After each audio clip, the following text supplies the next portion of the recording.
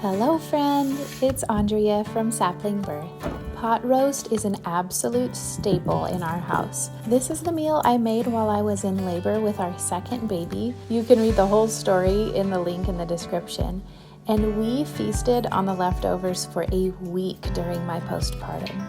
Today, this pot roast is going to make a perfect freezer meal for a sweet friend who is due with her baby any day. Her family will be able to pull it out and heat it up easily, and the quality beef, vegetables, and herbs will be deeply nourishing and healing for my friend after she gives birth. Start by prepping your veggies. You can use your favorites, but root vegetables work the best. Because of how long this roast is in the oven, more delicate vegetables can break down and not be very noticeable. Today I chose potatoes, sweet potatoes, turnips, carrots, onions, and an entire head of garlic. Beets and parsnips would also be delicious.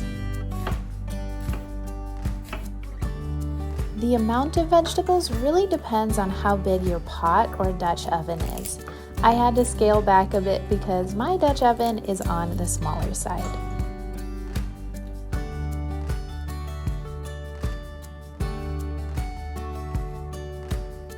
Next, prep your cut of meat. I used a beef bottom round roast. Treat this like you would a steak. Rub a good amount of sea salt into the meat, rub in some black pepper, and now we're going to sear this roast. Searing all the sides of the roast gives it a beautiful crust which adds flavor and texture to the meat, and it also seals in the juices and helps to keep the meat from drying out during cooking.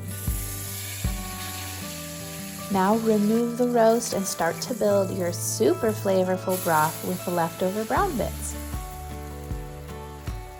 Deglaze your pot with beef broth, and then I like to add vinegar, Worcestershire, soy sauce, maple syrup, and some mustard. Then a few of my favorite herbs, including my secret ingredient, fennel seeds.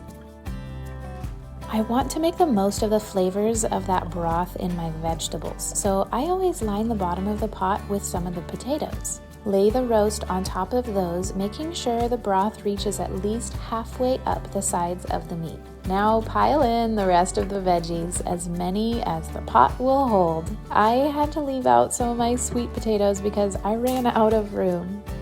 The best part about this dish is once the prep is done, you just set it in the oven and forget about it. Your house is gonna smell incredible all afternoon. Plan on your roast being in the oven for a minimum of 3 hours or even up to 6.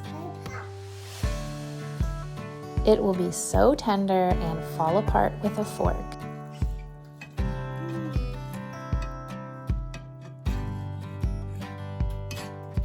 If you're preparing this as a freezer meal like I am, take the roast and veggies out of your pot and lay everything in a casserole dish. I like to separate everything so that people can choose their favorite bits later on.